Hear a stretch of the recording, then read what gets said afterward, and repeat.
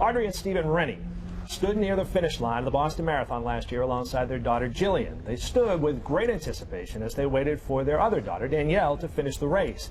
Their lives changed when the two bombs went off, and a beautiful day turned into a heartbreaking nightmare. The Renys were rushed to Brigham and Women's Hospital. Audrey and Stephen were treated for minor injuries, while doctors and nurses worked heroically to save Jillian's life and her legs. A year later, Reny's tragedy has turned to hope. And I'm joined now by Stephen and Audrey Reny. And Jillian is among the 39 people, by the way, with life-threatening injuries who were treated and saved by Brigham and Women's Hospital that day. Thank you for being here. And tell us about that journey back, because so many critical decisions had to be made in those first hours and along the way. The experience was really one that was, it's hard to describe, but it's one that we're very glad that we were fortunate to have the first responders that came to our side at the first bomb site. And with the help of Brigham and Women's Hospital, we've managed to have a very good recovery.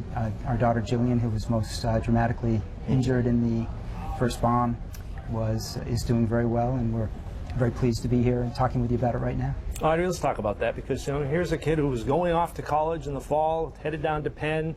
There had to be some adjustments made and some decisions made, correct?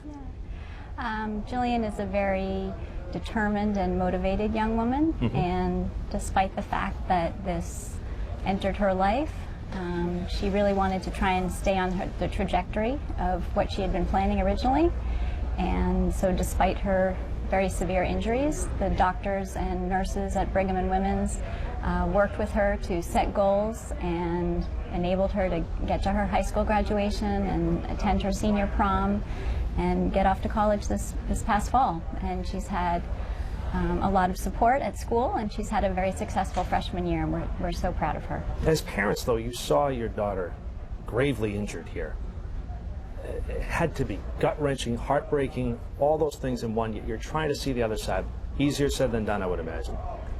I think you're right. It is easier said than done. But I think the spirit that really carried forth from our daughter right from the very beginning was amazing. She really was an inspiration. She set the tone for all of us to really move forward and not necessarily reflect back too much, and set goals and see the goodness and the richness that was still in front of us and that is there for all of us to enjoy.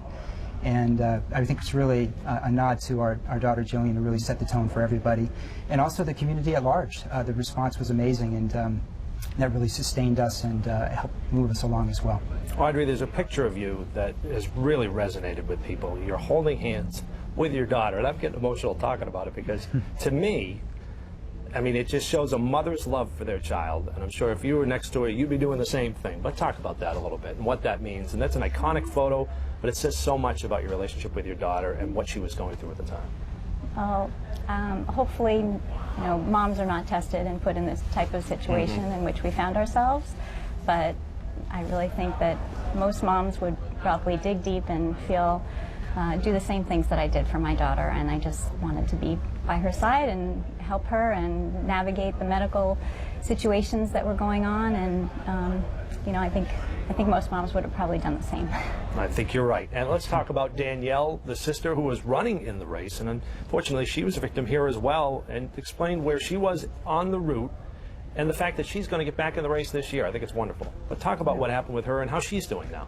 Well, she was running with a friend, and they were very close to the finish line. In fact, they saw the first bomb go off, and they were proximate. They were right there when the second blast went off, and actually knocked down my daughter and her friend who were running the race. They were uninjured, but obviously it was a very challenging time for her as well, being so close to the second bomb.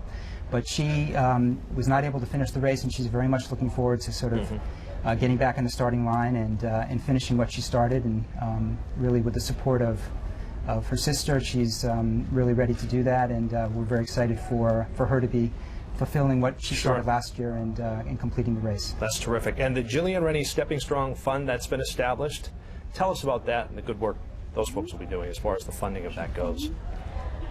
Pretty quickly after Jillian was on her way to recovery, we realized that we really wanted to do something to thank the caregivers at Brigham and Women's Hospital who had done so much for our family, and really laid the foundation for Jillian to have the recovery that she is experiencing today.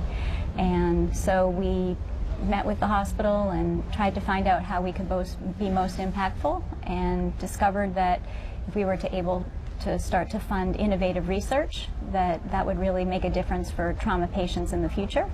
So we're so thrilled about the fund, and in fact we're all running the marathon this year to raise awareness and funds for the Gillian Reny Stepping Strong Fund, and it's going to hopefully enable patients in the future who experience athletic, disease-related, or military-related injuries all be able to have as positive an outcome as possible, just like Jillian did.